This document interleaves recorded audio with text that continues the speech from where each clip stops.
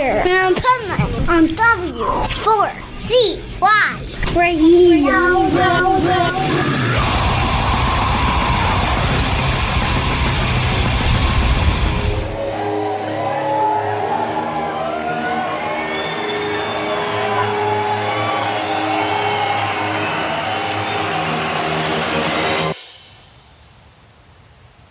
How did I end up here?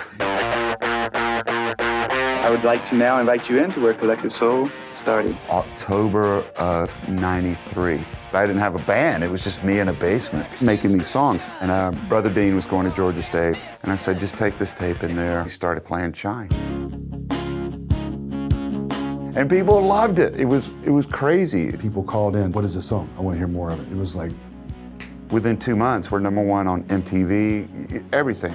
We're a bunch of country bumpkins that just were like, what is going on? We were gone. My next guest, one of the most popular bands in music today. Please welcome Collective Soul. now we're getting like parents bringing their kids, and it becomes a generational connection. People tell you how much it means to them, how much the songs mean to them, and we become the soundtrack to people's lives. I'm one of the greatest songwriters of all time. Cover a song I wrote and win a Grammy. I have loved Collective Soul for more years than I can count. Heaven let your light shine. If I don't write, if I don't play an instrument in the day, I'm not me. He definitely has a lot of energy because that dude does not stop writing. Always writing, always creating. My mind doesn't shut off.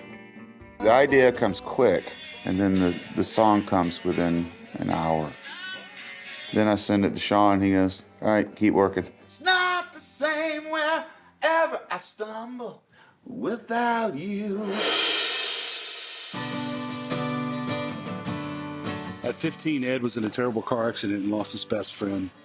And then at 23, he lost Chris. Chris was my mentor in life in general. There's not a damn song I write that I don't think, what would he think? I wouldn't be here without him. Losing people that close to you at that age is devastating, and he's turned it into positive everything. God didn't promise our next breath. It's only the last one we just took. Making music. That's the time of my life, making music. I am as God made me, and I like what I am. I mean, people ask me all the time, what's the best song you've written? I haven't written it yet. I'm still searching. But it would not be anything without them. That's how we got here. Family. That's the trailer. That's the trailer. Cut.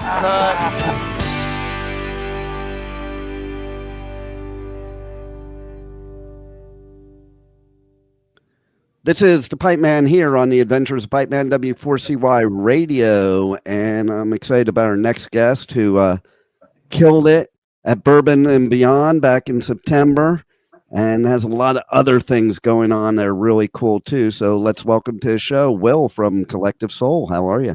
What's up, man? Doing well. Yeah, so let's start off there, Bourbon and Beyond. Okay, the last time I think you played a Wimmer Festival or something there was at Louder Than Life like 10 years before. So what I think's really cool about Bourbon and Beyond is a band like yours could play both Bourbon and Beyond and Louder Than Life. Yeah, we, Collective Soul, we're kind of lucky, man, in the fact that we can lend our sound can lend itself to a lot of different festivals. Like we'll literally sometimes be at a almost like hard rock metal festival sometimes. We change the set list up a little bit, and and I think even your hardest head rockers are ready to relax a little bit by the time we got an all-day festival. By the time we play World I Know, I even see the hardcore dudes are like, all right, cool. I got a song I can relax to now, Right. And I am one of those, heavy metal heads, but as all of us, we all like different types of music. And of course, in my age bracket, similar to yours, heavy then and heavy now are two different things, like I remember Yeah. being a kid and Kiss was heavy, Led Zeppelin was heavy. And these kids today would probably say, "What are you talking about? They're not heavy." That's pop rock, man. right, and so it's and I have a brother who's 6 years older than me, and he absolutely loves your band, and I would never be able to get him to a Louder Than Life. He would go to a Bourbon and Beyond, but he would never go to a Louder Than Life because that would drive him nuts. A little too much rock for him. Yeah, last time Yeah. we played there, it was Slash was with us, and we're on the same stage as ZZ Top, man. Right?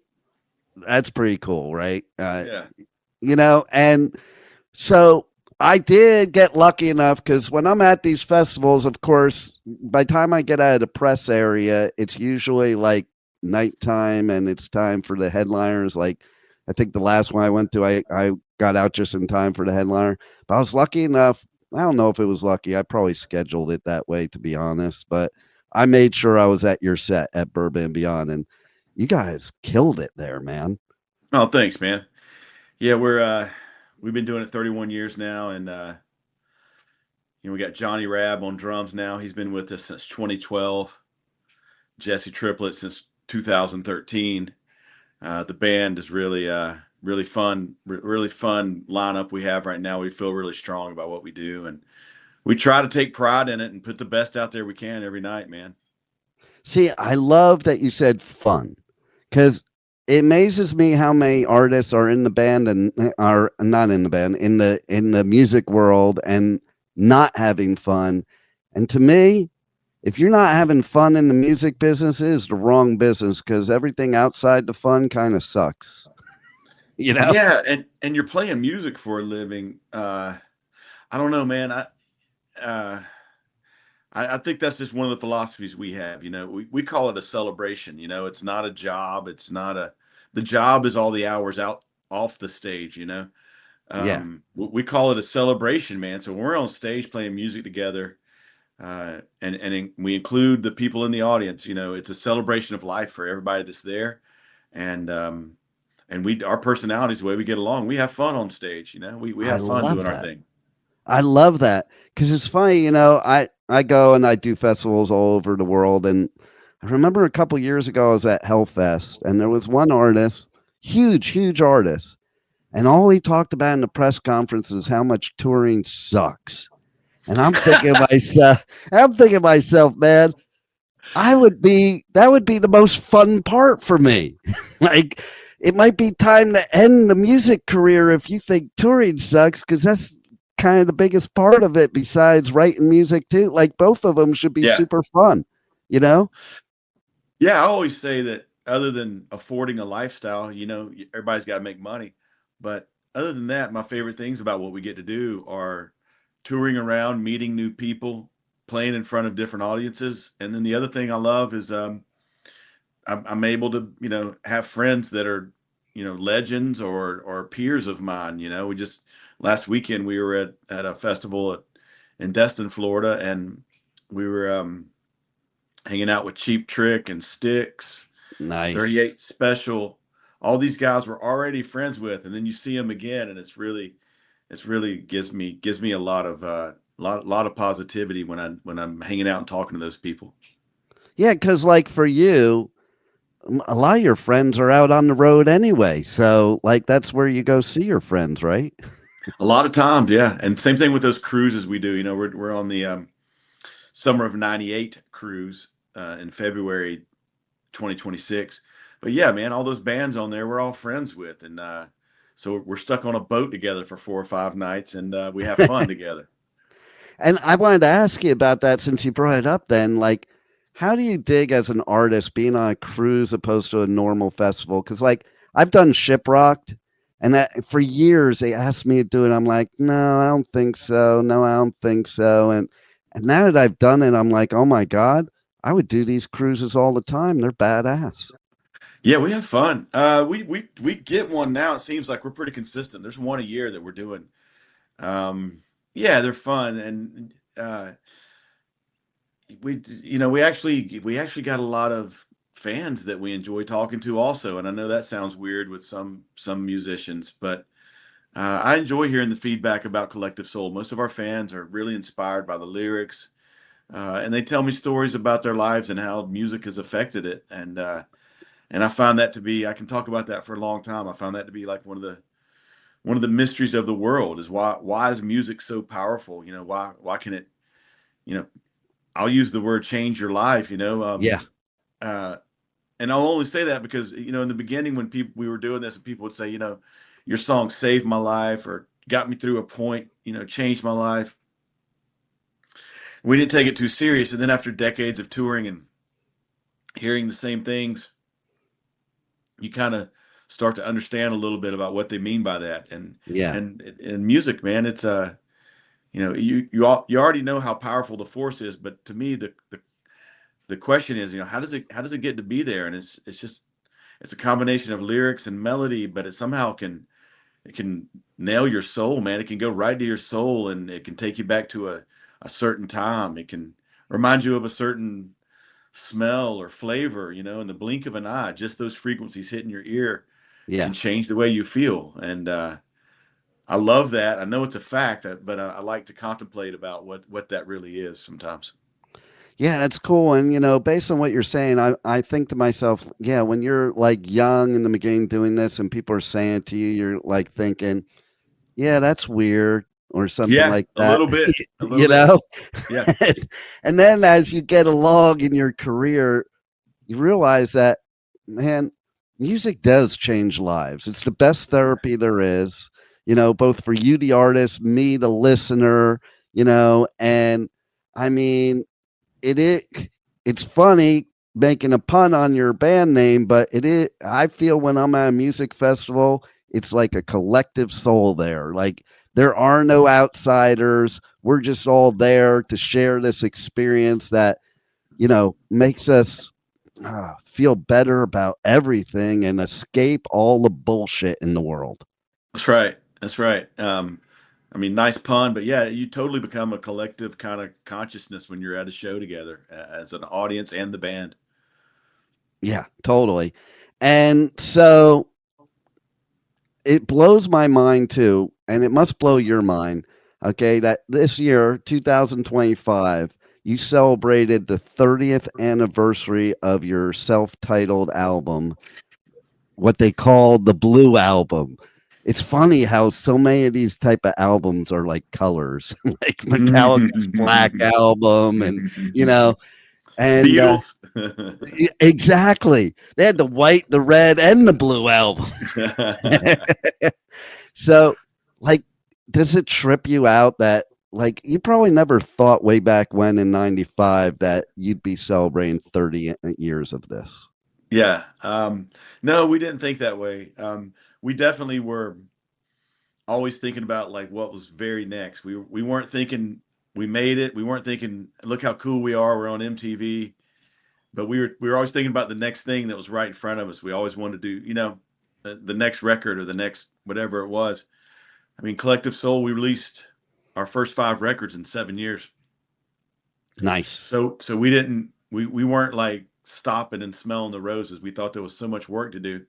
And I think that attitude is what allowed us to become a band that's now 30 years later. And the same thing goes with the attitude we had about the songs and how the strength of songs is really what carries a career. It's not anything else. The songs have to survive, and our music is definitely I can say pretty confidently now that the Collective Soul music will be played even when I'm gone. It'll still be around here. Well, and to your point, like the younger generation, a lot of them know your songs and they don't necessarily know where they know it from either. It's just like, it's just an automatic thing, you know? I tell people our music has pierced the fabric of society. Nice. You know, it doesn't matter if it's in Family Guy or the Home Depot when you're walking through shopping for something, or, you know, Amazon started a new ad campaign, and Shine is the song on the ad campaign. So wow. It's all around you all the time now at this point.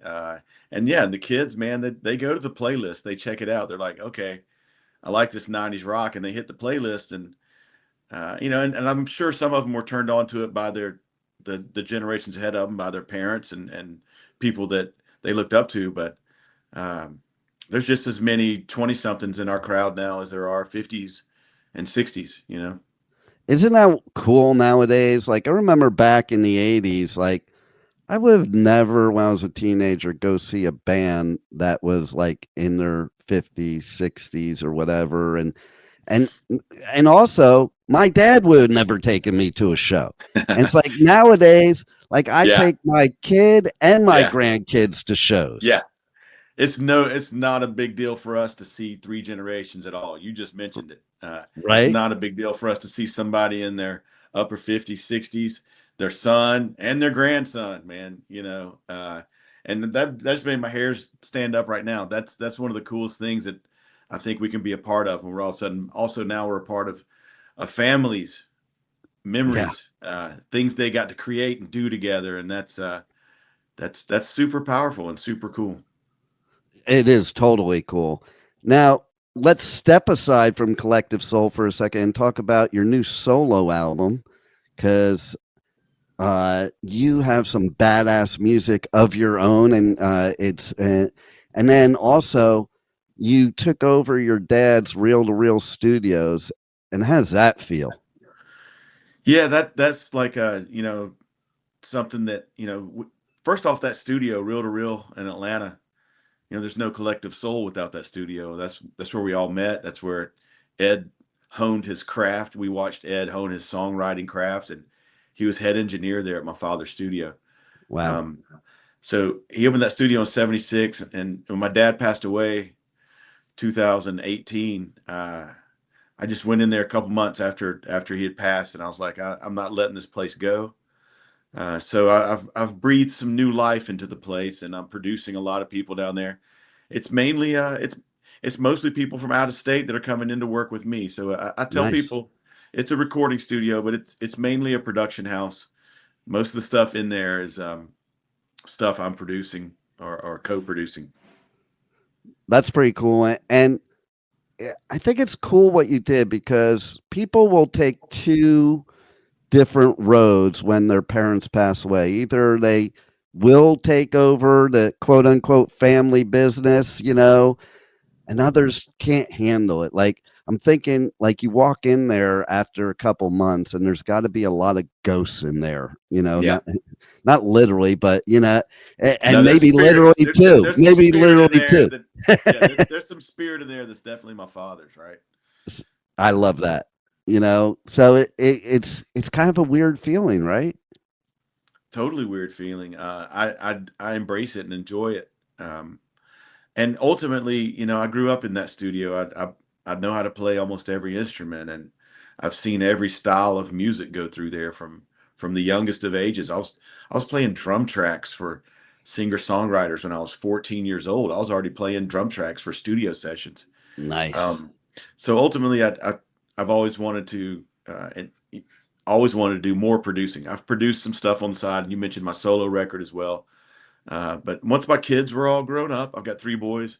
My youngest is 19, and he's in the studio all the time with me. My oldest is on stage with Collective Soul right now. He's playing all the keyboard parts, singing all the background vocals. You saw him at Bourbon and Beyond. That was my son playing the keys and singing with us. That's way cool. So ultimately, now I've got time to pour a lot of time into the studio. Whereas before, between Collective Soul and raising 3 kids, I'd get home and I didn't necessarily want to go right back into the studio. And now it's like it's a tight calendar. Sometimes I ask myself why I wanted to be busier. Do I really want to be busier? But I do. And I want the next Collective Soul to come out there from another generation. I want the next band to come out of reel-to-reel studios. I love it. And speaking of ghosts, okay, so you guys recorded Here to Eternity with the Presley ghost. Yeah, man. We like ghosts and spirits, man. Oh, man. So what was it like? That's got... I'm having chills right now just thinking about it. I imagine the whole time you're playing in there, like you're having chills. Yeah, and I think if somebody would have renovated the place or somebody had been living there after Elvis, I think it would have been different. But it Yeah. was literally, man, it was frozen in time, man. It was just like Elvis left it. So many of the pictures and stories that we would look up that were archival pictures, that place had not changed. And it was a little bit run down, but to our benefit because we wanted it to feel just like Elvis left it. We had met a friend of a friend who said he owned it and didn't know exactly what to do with it. And before he did start renovating it in the last year, but he was just taking his time on what to do with it because he had other properties in Palm Springs where he knew what he was going to do with it. He just had this Elvis estate, and of course our idea was let the rock band get in there and record a record. Yeah. And we bought all the gear in, all of our instruments. Had our sound man Fern drive across the country with a truck, and we set up house in there, made it as comfortable, made it super comfortable for ourselves, and we have fun together. So we just had a blast there, and for 1 month, man, we came up double record. Well, that's amazing. Like, and especially nowadays, nobody works that fast on an album, much less a double album. So that's pretty amazing. Yeah. It depends. I know some projects that go pretty quick, but, and then tracking, the 85% of tracking that we got done at Elvis's, there was always touch ups and a few more things to do, but the heart of the record was done in a month, and I felt really confident about it. And now it's been out for a year and a half now, and I feel like, okay, there's another, I hate to say it, hate to be it, but there's another great solid piece of work by Collective Soul. And you should feel that way too. Like, listen, if you're not proud of your own music, who is going to be?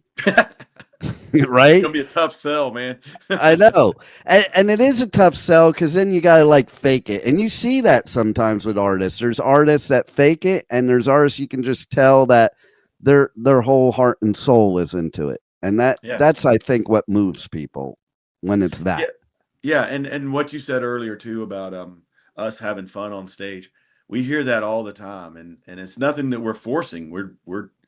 We have fun on stage, and I think that transcends through the whole room, whether it's an amphitheater or a theater like we're playing tonight. There you go. And so let's also talk about the documentary, because that's pretty cool. Give me a word, the Collective Soul Story. That almost sounds like a pun too, because it's like the collective soul story. It sounds like to me, when I said, I was just saying it, that's what came into my mind. And like, it came out, it's an Amazon bestseller upon announcement. And it also debuted on at #1 in Billboard's internal music video chart in July. Like, that's amazing in and of itself, that people want to see this stuff, or people want the Collective Soul story. Yeah, it's to say it's a small town story you can't really overestimate what kind of small town story it is. And we knew it was an interesting story and people would want to learn about it. I think we're most proud about the fact that through the production of it took us about 4 years to start collecting things and talking about, who we're going to interview and then getting those interviews done. But by the time we got to Palm Springs and we were about halfway done with the documentary, the idea came, let's integrate us working on a current record 30 years later. And we're going to go back in time and tell you the story of how we got to this point right here. So on a production level, we're really proud of that. And we're really proud of how it turned out. Joe, our director, did a great job. We weren't going to be there on the editing room floor or anything like that. We let him do his thing. We had a few little small things we asked him to work on after we saw the first draft, but we knew we had something that we were going to be really proud of after the first cut. Like I said, it's not just a straight history lesson. You get to see us in current state working on a fresh new record. And then, of course, you get the story going back to the early 80s. That's pretty killer. And, okay, so going back to, like you said, you played, like, pretty much every instrument. So what led you to become the bassist out of all the instruments? Just that chemistry thing, you know. I mean, you know, and I tell people the word band, you know, a band it could be a band of brothers, like a military band. It could be, you know, it doesn't mean 5 individuals on a certain instrument that come together. You're not a band unless you think the same and you like the same things, you hear the same ideas musically, and that's what we did. The original 5, that's what we did, and we needed a bass player, so that's Nice. how I became the bass player. So I have a trivia question that I ask almost every bass player, and nobody ever gets it right. Okay. Who is one of the most famous bass players that really wasn't a bass player? He was a guitar player, and he drew the short straw and had to be the bassist. Well, Paul McCartney. There it is. There it is. I love it. You got it.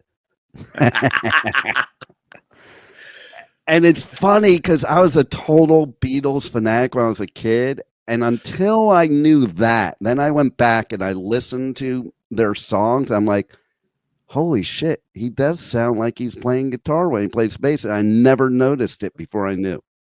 He's definitely my favorite overall artist. And I've got tickets to see him November 2nd. Nice.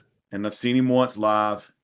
And you talk about music and emotion getting you. Oh my gosh, he came on stage, and I didn't realize. I was like, "Why am I tearing up right now?" I was like, "What the hell?"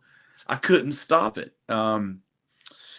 But Paul just knows how to play any instrument and make it sound good in a song. And I always say this: even the early basses he played, those Hofner basses, nobody else plays those. You know why?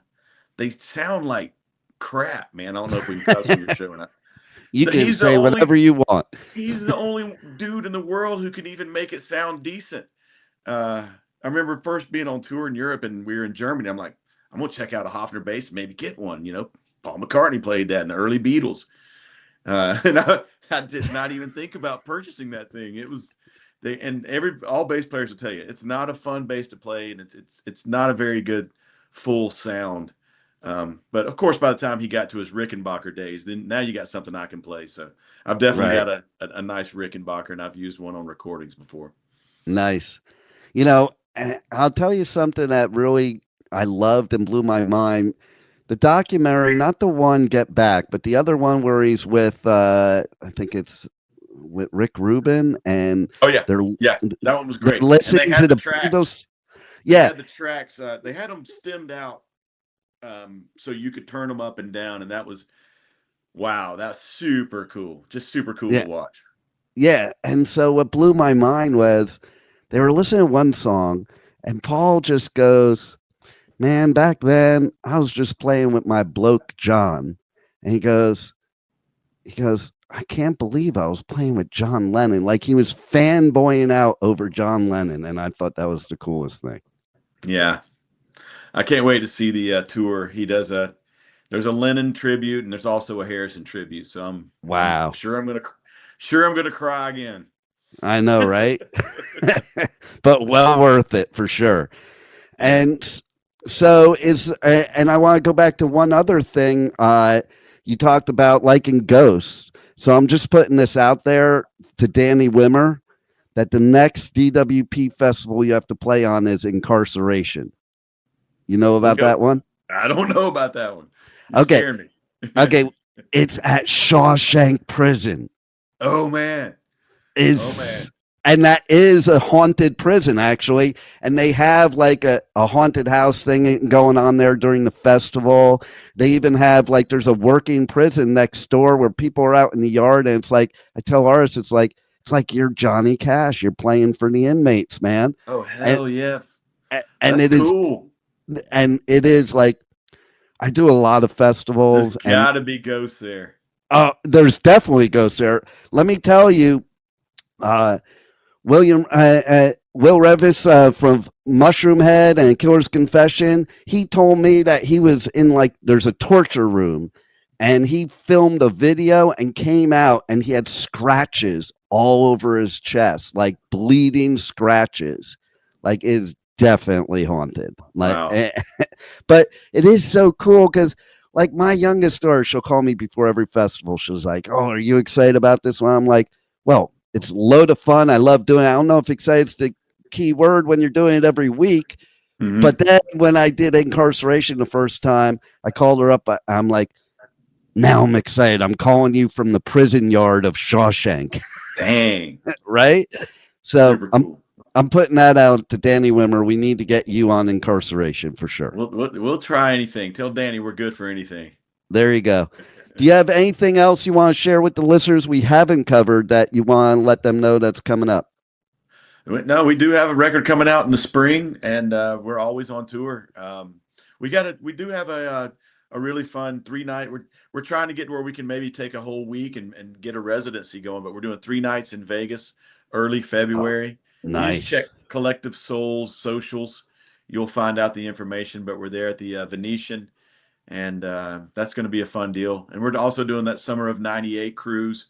That's early next year as well. So yeah, check out both those things. Very cool. And you guys should look into playing at the Sphere because that place sure. is wild. Right? I've seen the U2 show. That was really good. I'm a big fan, so that was fun. It is wild for sure. Well, you guys rock. You killed it at Bourbon and Beyond, and I look forward to seeing a lot more of you. And again, Danny, put them on Incarceration. And thanks for being on the Adventures of Pipeman. Cheers, man. Appreciate you, man. Thanks for the support. Anytime, my too, pleasure. buddy. Hey, what's up? This is Will with Collective Soul, and you're listening to Pipeman on W4CY.